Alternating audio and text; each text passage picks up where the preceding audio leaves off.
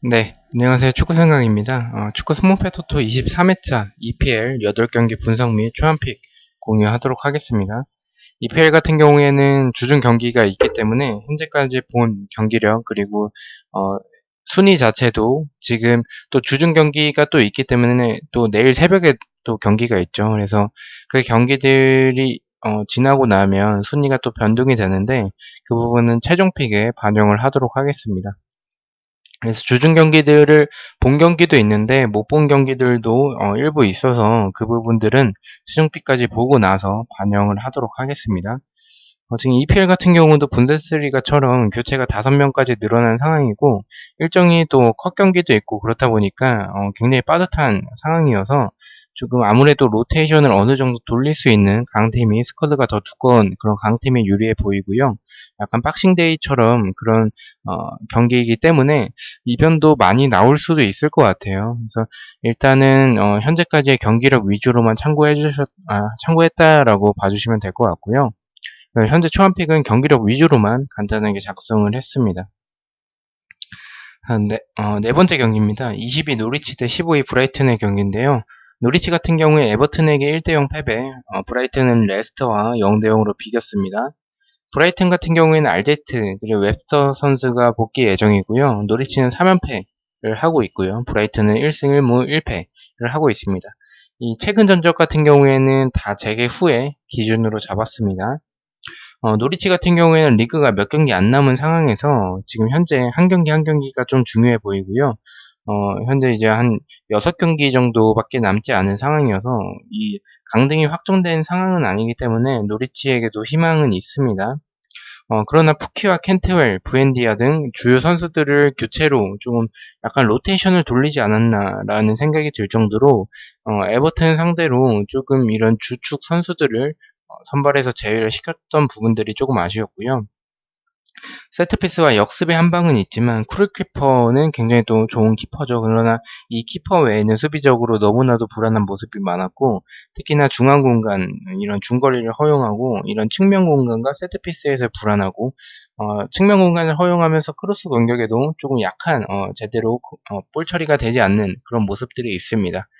브라이튼 같은 경우에는 현재 시즌 후반기인 상황인데도 라인업 정리 이제 뭐 플랜 A가 정확하게 이제 정리가 되지 않은 이 재개 전에도 그런 모습이 있었는데 재개 후에도 마찬가지로 라인업이 뭐 미드진까지는 어느 정도 비슷한 부분들이 있는데 특히나 공격진에서 아직까지 제대로 된 조합을 찾지 못한 그런 느낌이 듭니다.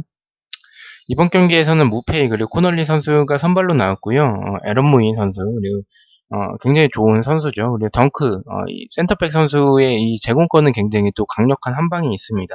그래서 브라이튼 같은 경우는 세트피스 그리고 크로스 공격이 좀 좋은 편이고 많은 활동량을 보여주고 있는 팀입니다. 수비적으로는 역습을 당할 때 조금 위험한 수비진의 주력이 빠르진 않아요. 그래서 그런 상황에서 좀 위험한 장면들이 좀 있고요. 측면 공간도 좀 많이 내주는 편이고 마찬가지로 노리치와 비슷하게 크로스 공격에 좀 약한 모습이 있습니다. 두 팀을 봤을 때는 두 팀 다 재개 후에 좋은 분위기는 아니지만 노리치의 분위기가 당연히 더 안 좋죠. 3연패를 하고 있기 때문에 수비적으로도 굉장히 불안한 노리치의 모습이고요. 이런 크로스 공격과 세트피스에서의 불안한 노리치의 모습이어서 브라이튼이 이런 크로스 공격 세트피스가 또 굉장히 좋은 팀이죠. 그래서 브라이튼의 사이드를 보고 있긴 합니다. 그렇지만 이제 브라이튼이 역습을 당할 때 위험한 장면들이 제 개인적으로 봤었을 때는 좀 크게 좀 느껴져서 이변으로도 조금 생각을 하고 있는 경기이기도 합니다. 저는 브라이튼의 결정력 그리고 아직도 명확하지 않은 플랜 A에 대한 그런 브라이튼의 단통 승을 가기에는 좀 불안한 감이 있어서 일단은 노리치가 이번 경기 최소한 지진 않지 않을까라는 생각에 단통 무승부를 보고 있고요. 말씀드린 부분은 경기력은 브라이튼이 유리해 보이지만 이런 역습에서의 한 방이 오히려 노리치가 있을 수도 있습니다. 개인적으로 이 경기를 만약에 투픽으로 간다면 슬슬 강등 버프가 이제 발휘가 될 타이밍이기도 하고 노리치가 뜬금승을 하는 그런 경향이 가끔씩 있어서 승패도 조금 고민을 하고 있는 경기이기도 합니다. 이번 시즌은 2대0으로 브라이튼이 승리를 했습니다. 다섯 번째 경기입니다. 3위 레스터 시티 대 11위 크리스탈 팰리스의 경기인데요. 레스터 같은 경우에는 브라이튼과 0대 0으로 비겼었고요. 이 수정공 같은 경우는 리버풀에게 4대 0으로 대패를 했습니다. 레스터는 페레라 선수가 여전히 부상으로 보이고요. 크리스탈 팰리스는 자아 선수가 지난 경기 부상으로 교체 아웃이 됐었는데 현재 EPL 부상자 명단에는 없는 상황으로 나옵니다. 그래서 아마 이번 경기 출전하지 않을까라는 생각을 하고 있습니다. 이 부분은 지속적으로 확인을 하도록 하겠습니다. 레스터는 2무 1패로 재개 후에 승리가 없고요. 크리스탈 팰리스는 1승 2패로 2연패를 하고 있습니다. 두 팀 다 분위기가 좋지 않고요. 크리스탈 팰리스는 역습과 세트피스가 좋은 팀이죠. 중거리 한 방도 있고 최근 리버풀 경기 외에는 재개 전에도 그랬고 실점이 그리 많진 않은 수비적으로 그래도 어느 정도 실점을 하지 않는 그런 모습을 보여주고 있습니다. 레스터 같은 경우에는 최근 결정력이 떨어지긴 하지만 세트피스 그리고 뒷공간을 노리는 이런 바디, 하비반스 그리고 틸레망스의 이런 중거리 또 역습도 굉장히 또 좋은 편이죠. 그래서 이 경기 레스터가 뒷공간과 세트피스를 좀 불안한 그런 모습들이 있긴 하지만 크리스탈 팰리스가 그런 모습을 봤었을 때 크리스탈 팰리스가 레스터 시티를 잘 막아내고 역습으로 나아간다면, 역습을 활용한다면, 도깨비 면모를 보여줄 수 있는 팀이 또 크리스탈 팰리스이기 때문에 그런 모습을 또 보여줄 수 있지 않을까라는 생각도 있긴 합니다. 그러나 크리스탈 팰리스가 최근 실점이 적긴 해도 수비적으로는 불안한 부분이 많죠. 뒷공간, 특히 측면을 내주는 모습들이 있어서 레스터가 오랜만에 승리를 할 것으로 저는 레스터 사이드 쪽으로 보고 있긴 합니다. 그렇지만 레스터가 지난 경기 반스 그리고 틸레망스를 교체로 선발해서 제외를 시키고 교체로 투입을 시키는 등 일단은 뭐 브라이튼 상대로 조금 투볼란테를 쓰면서 수비적으로 나왔었는데 이번 경기 크리스탈 팰리스가 라인을 내릴 것으로 보여요. 그래서 투볼란테보다는 아마도 은디디의 원볼란테로 조금 안정감 있는 것보다는 조금 더 공격적으로 나오지 않을까. 이 승리를 하기 위해선 그래서 충분히 득점을 만들어낼 수 있을 것이라고 보고 레스터의 단통 승을 예측을 하는데요. 일단은 내일 새벽에 또 레스터 경기가 있는데 과연 리그 첫 승을 할지 첫 승을 못한다면 저는 주말 경기에서는 레스터 단통 승 쪽으로 보고 있긴 합니다. 일단 주중 경기도 살펴보고 최종 픽에 반영을 하도록 하겠습니다. 이번 시즌 2대 0으로 레스터가 승리를 했습니다. 여섯 번째 경기입니다. 5위 맨유 대 18위 본머스의 경기인데요. 맨유는 셰필드에게 3대 0 승리, 본머스는 울버햄튼에게 1대 0으로 패배했습니다. 본머스 같은 경우에는 프레이저 선수가 확인을 해보니까 저는 왜 계속 프레이저 선수가 명단에 없지 이런 생각으로 계속 확인을 했었어요. 근데 확인을 해보니까 프레이저가 원래 이 계약 자체는 코로나가 없는 상황에선 6월 30일까지 되어 있었고, 시즌 종료까지 이 재계약을 하는 거에 대해서 본머스가 재계약 건의를 했는데 프레이저가 거절을 했다라고 해요. 그래서 일단은 이 프레이저 선수와는 이제 계약이 종료된 그런 본머스의 상황이고요. 칼럼 윌슨이 경고 누적으로 나오지 못한다고 나와 있습니다. 킹 선수는 부상에서 복귀할 것으로 보이고요. 맨유 같은 경우에는 3연승을 하고 있고요. 일단은 연장 포함, 이 컵대회 포함해서 3연승이라고 생각을 해주시면 될 것 같습니다. 이 프로토에서는 연장을 포함하지 않기 때문에 무승부지만 이 경기적으로 봤었을 때는 통상적으로 봤었을 땐 3연승이기 때문에 연장 포함해서 3연승을 하고 있고요. 본머스 같은 경우에는 2연패를 하고 있습니다. 본머스는 킹과 프레이저 이 선수가 없다 보니까 역습에서의 스피드가 저는 개인적으로 어느 정도 이 킹과 프레이저가 있었을 때는 스피드가 그래도 꽤 괜찮은 편이라고 생각을 했는데 이 두 명의 선수가 없다 보니까 역습에서의 스피드가 빠르지도 않고 특색도 없는 그런 본머스의 모습입니다. 그러나 중거리 이런 중거리는 그래도 좀 좋은 모습을 보여주고 있고요. 세트피스 이 아케 선수죠. 아케의 세트피스도 굉장히 또 위협적이긴 합니다. 수비적으로 불안한 모습들이 많은데 일단 맨유가 최근에 워낙에 좋은 모습을 보여주고 있어서 일단 이 경기는 좀 큰 고민 없이 일단 맨유 사이드로 보고 있고요.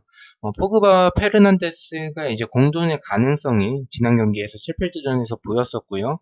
또 역습에서 좋은 모습을 보여줬던 그런 맨유, 또 마시알이 또 헤드트릭을 했다라는 점에서 일단 본머스의 불안한 수비를 봤을 때는 이길 가능성이 높은 경기로 보이고 본머스가 프레이저 그리고 칼럼 윌슨이 없는 상황에서 킹 혼자서 득점을 하기에는 조금 버겁지 않을까라고 생각을 하고 있습니다. 그래서 현재 맨유의 수비진이 좀 그래도 안정적인 편이어서 본머스가 쉽게 득점을 하지 못할 것이라고 생각을 하고 있고요. 이 경기 현재는 일단은 큰 고민 없이 맨유의 단통승을 보고 있고요. 불안한 부분은 맨유 단통승을 제가 가면 항상 무승부나 이변이 나와서 좀 고민이 많이 됩니다. 일단은 경기력 자체는 맨유가 맞다라고 생각을 하고요. 일단 맨유가 세트피스에서 조금 불안한 모습이 저는 개인적으로 있다라고 생각을 하고 있어서 이 세트피스가 좋은 본머스 또는 킹의 역습을 봤었을 땐 지난번처럼 이번 시즌에 1대 0으로 본머스가 승리를 했었는데 지난번처럼 당할까 걱정도 되긴 합니다. 그렇지만 그때의 맨유와 지금의 맨유는 완전히 좀 달라진 약간 위닝 멘탈리티도 심어진 그런 맨유이기 때문에 예전 맨유의 명성을 조금씩 되찾아 가고 있지 않나라고 생각을 하고 있습니다. 일단 링가드가 안 보이니까 너무 좋은 그런 맨유고요. 일단은 주중 경기를 조금 살펴보고 확인을 해보고 결정을 하도록 하겠습니다. 현재 초안은 맨유의 단통승을 보고 있습니다. 7번째 경기입니다. 6위 울버햄튼 대 12위 아스날의 경기인데요. 울버햄튼은 아스톤빌라에게 1대 0으로 승리를 했고요. 아스날은 사우스햄튼에게 2대 0으로 재개 후에 첫 승을 했습니다. 일단은 아스날 같은 경우에는 재개 후에 첫 승은 아니고요. 일단 아스날 같은 경우에는 토레이라, 마리, 그리고 레노, 키퍼 등 일단 부상자가 좀 많은 편이고요. 울버햄튼은 3연승을 하고 있고 아스날은 2승 2패로 2연승을 하고 있습니다. 아스날이 지난 경기 사카가 지속적으로 좀 좋은 모습을 보여주고 있다라고 생각을 하고요. 이런 압박도 굉장히 또 좋은 모습을 보여줬고 또 오바메양을 활용한 그런 역습, 뒷공간을 노리는 모습이 저는 조금 놀랐어요. 이렇게 아스날이 역습에서의 날카로운 모습이 최근 아스날을 봤었을 때 그런 부분들이 있었나라고 생각을 해본다면 정말 날카로운 모습을 보여주고 있었다라고 생각을 하고요. 수비적으로는 압박에 좀 고전하는 모습이 여전히 좀 보였고요. 세트피스가 좀 불안한 부분이 있고 뒷공간도 좀 내주는 부분들이 있어요. 측면 역시 측면 공간을 좀 많이 내주는 부분들이 있어서 일단 그 부분은 조금 불안하게 생각을 하고 있고요. 일단 울버햄튼 같은 경우에는 재개 후엔 트라우레, 히메네스, 조타 등 이런 울버햄튼의 특징은 세트피스가 좋고 또 역습, 그리고 측면 공격 굉장히 좋은 편이죠. 그래서 경기력적인 부분만 봤을 때는 울버햄튼이 이런 아스날의 측면 공간을 좀 활용할 수 있지 않을까, 뒷공간을 활용할 수 있지 않을까라고 생각을 하고 있습니다. 다만 울버햄튼의 결정력에 있어서 조금 떨어지는 모습이 좀 있고요. 울버햄튼 역시 3백을 사용을 하다 보니까 이 3백의 특징이 단점이 이제 측면 공간을 좀 내주는 편이죠. 그리고 뒷공간도 좀 내주는 모습들이 가끔씩 몇 차례 보이는 그런 경향이 있어서 지난 경기에 오바메양이라면 울버햄튼의 뒷공간을 노려서 득점을 할 가능성도 있다라고 생각을 해요. 아스날이 울버햄튼의 압박에 좀 고전할 가능성도 있어서 일단 경기력 자체는 울버햄튼 쪽을 보고 있지만 아스날의 아르테타 감독이 쉽게 지지는 않을 것 같고 잘 준비를 해오지 않을까라는 생각이 남아 있습니다. 그래서 저는 이 경기 울버햄튼의 단통 무승부를 보도록 하고요. 초안은 무버햄튼으로 가도록 하겠습니다. 일단 이번 시즌은 1대1로 무승부를 했습니다. 8번째 경기입니다. 4위 첼시 대 16위 와포드의 경기인데요. 첼시는 맨체스터 시티에게 2대1로 승리를 했고요. 와포드는 벌리에게 1대0으로 패배를 했습니다. 첼시는 일단 오두이 선수와 토모리 선수가 복귀 예정이고요. 와포드 같은 경우에는 데올로페오가 여전히 또 부상으로 보입니다. 첼시 같은 경우에는 3연승을 하고 있고요. 와포드는 1무 2패로 2연패를 하고 있습니다. 이 경기는 경기력만으로 접근을 했을 때는 조금 쉬운 경기지 않나라고 생각을 해요. 와포드가 데올로페우가 있었을 때에는 이 디니와 두쿠레, 사르 이 세 명의 선수와 그리고 또 데올로페우 특히나 데올로페우가 와포드의 키의 역할을 굉장히 좋은 많은 역할을 하는 선수라고 생각을 하는데 이 선수가 있었을 때는 와포드가 역습 그리고 뒷공간을 노리는 모습들이 좋았는데 데올로페우 부상 후에는 웰백이 대체자로 조금 나오면서 좀 공격적으로 좋지 않은 그런 모습이었던 것 같아요. 수비적으로도 세트피스와 측면 공간, 크로스에도 약한 등 수비도 굉장히 좀 불안한 부분들이 있는데 그나마 세트피스가 어느 정도 또 디니 선수의 또 제공권이 있기 때문에 그나마 좀 나쁘지 않은 그런 와포드인데 첼시가 측면 공격이나 이제 미드필더나 다 좋은 모습을 보여주고 있어서 와포드가 막아내기에는 조금 어렵지 않을까라고 생각을 하고 있습니다. 일단 첼시의 단통승을 예측을 하고 있고요. 투표율이 많이 몰릴 경기처럼 보이긴 하는데 이런 경기에서 보통 이변이 좀 많이 나오죠. 그래서 첼시가 이번 시즌 세트피스가 너무 좀 불안한 모습이 있긴 한데 와포드가 리버풀을 잡아냈던 것처럼 현재 너무 좀 첼시 쪽으로 경기력이 보여서 이변이 나올 수 이런 경기에서 뜬금 이변이 나오는 경향들이 좀 있기 때문에 이변이 나올 것 같은 느낌도 드는 경기여서 최종픽까지 고민을 하도록 하겠습니다. 현재는 첼시 쪽을 보고 있고요. 일단 이 와포드가 사르 선수도 또 굉장히 좋은 모습을 보여주고 있긴 하고 디니 선수 역시 또 좋은 모습을 보여주고 있는 부분이 있고 또 와포드가 수비적으로 나온다면 첼시가 공간이 없었을 때 그 첼시가 뚫어낼 수 있을까에 대해서는 조금은 결정력 부분에서는 조금 고민이 되긴 해서 일단은 무승부의 가능성도 조금 염두를 해두고 있는 경기이긴 합니다. 12번째 경기입니다. 파리 벌리 대 9위 셰필드의 경기인데요. 벌리 같은 경우에는 와포드에게 1대0으로 승리를 했고요. 셰필드는 맨유에게 3대0으로 패배를 했습니다. 벌리는 반스 선수가 부상이고요. 2승 1패로 2연승을 하고 있습니다. 셰필드는 1무 3패로 3연패를 하고 있습니다. 저는 개인적으로 이 경기 벌리승을 조금 보지는 않고 있는 경기고요. 벌리가 2연승을 하고 있지만 상대가 와포드, 크리스탈 팰리스 등 최근 분위기가 좋지 않은 팀이었고 맨시티에게는 5대0으로 대패를 했었습니다. 셰필드도 좋다고 볼 수는 없지만 지금 최근 연패를 하고 있었던 상대가 맨유 그리고 아스날과의 경기였고 뉴캐슬전에서는 한 명이 퇴장당한 후에 그 전까지는 실점이 없다가 한 명 퇴장당한 후 3골을 실점하면서 3대0으로 대패를 했었던 그런 모습이었었기 때문에 이런 3연패가 물론 경기력이 재개 전만큼 좋지는 않지만 그래도 이 정도로 3연패를 할 정도의 그런 경기력은 개인적으로 아니라고 생각을 하고 있습니다.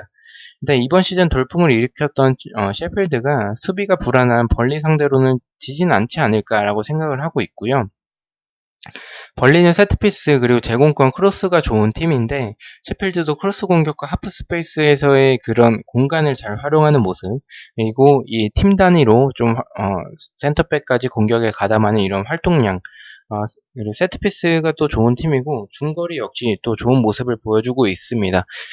지난 경기 좀 핸더슨 키퍼의 부재가 좀 아쉬웠고요. 말씀드렸듯이 저는 벌리의 수비가 일단은 중앙 공간 그리고 역습을 당할 때 수비진의 주력이 좀 많이 느리기 때문에 위험한 장면들이 좀 많아요. 그래서 뒷공간 그리고 세트피스 불안이 있습니다. 벌리가 세트피스 공격은 좋은데 세트피스 수비적으로는 조금 불안한 모습이 있었어요. 근데 지난 경기가 이런 우드와 반스가 없었기 때문에 그런 부분이 더 보였지 않았나라는 생각도 좀 가지고 있고요. 일단 셰필드의 사이드로 저는 개인적으로 보고 있고요. 다만 셰필드의 결정력이 조금 아쉬운 부분이 있고 공격 가담으로 인해서 이렇게 팀 단위로 좀 공격을 하고 하다 보니까 역습을 당할 때 좀 약한 모습이 있긴 해요. 그렇지만 이런 역습에서의 약한 모습이 벌리가 역습이 좋은 편은 아니어서 그렇게 큰 지장은 없지 않을까라고 생각을 하고 있고요.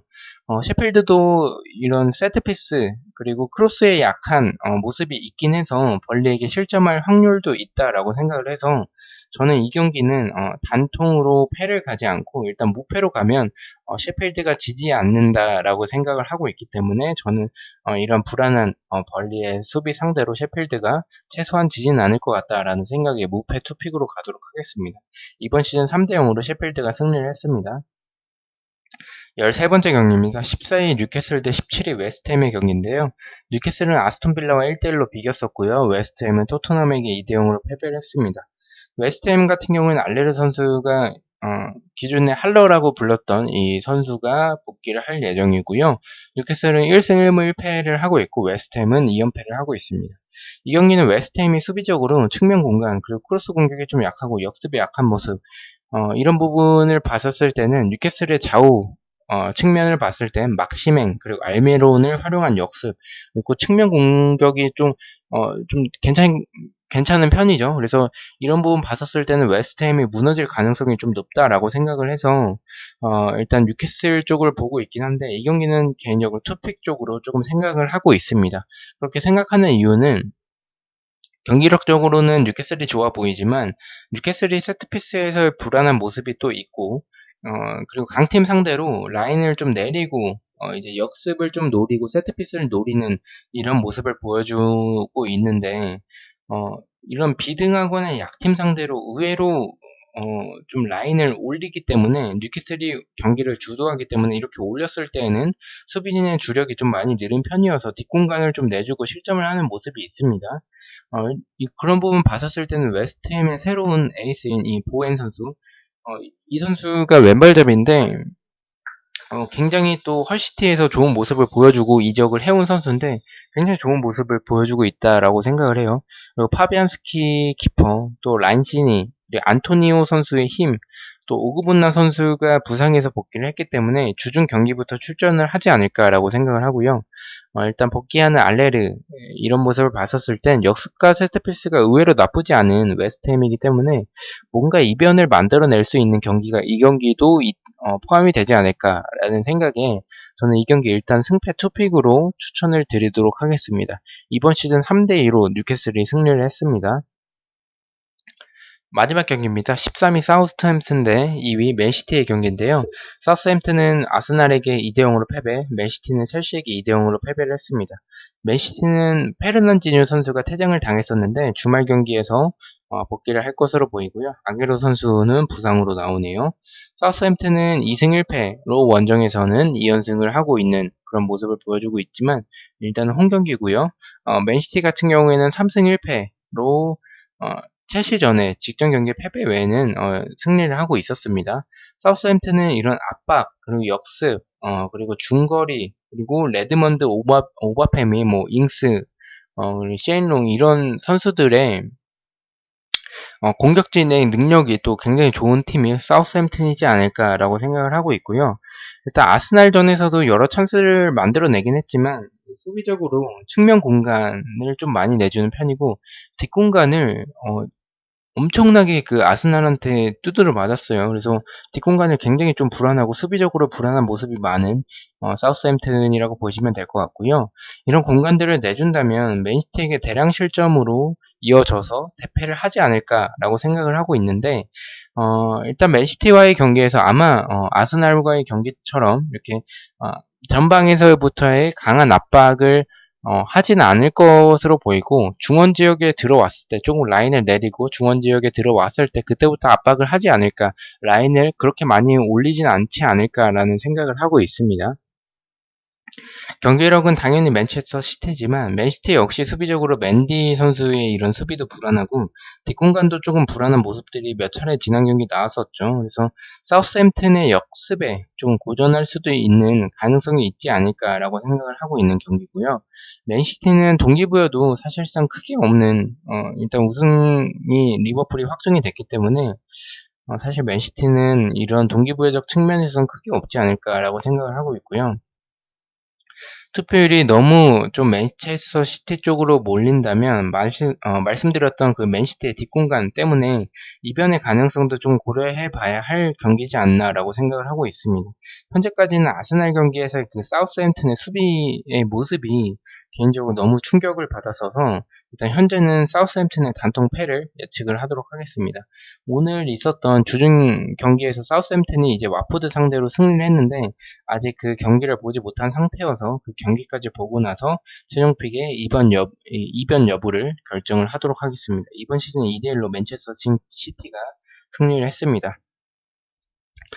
자, 이렇게 해서 14경기 분석을 마쳤고요. 일단은 뭐 제가 원래는 초안픽 배팅 내역을 보여드리는데 지금 발매가 안 돼서 이 배팅 내역을 보여드릴 수가 없어요. 그래서 일단 임시로 이 빨갛게 표시된 부분들은 이렇게 빨갛게 표시된 부분들로 갔다라고 생각을 해주시면 되고 이 동그라미 친 부분들은 제가 이 폴더를 추가한 부분이라고 생각을 해주시면 될 것 같습니다. 그래서 첫 번째 경기는 울산의 승, 두 번째는 강원의 승, 세 번째는 이렇게 지워봤고요. 네 번째는 무승부, 다섯 번째는 레스터 승, 여섯 번째는 맨유 승, 일곱 번째는 울버햄튼 무승부, 여덟 번째 첼시 승, 아홉 번째는 이 무패 쪽으로 보고 있고요. 열 번째 경기는 성남승, 11번째 경기는 광주의 무승부, 12번째도 무패로 이렇게 셰필드 사이드로 보고 있고요. 13번째 경기는 이변을 보고 승패로 갔고요. 마지막 경기는 소튼의 패로 갔습니다.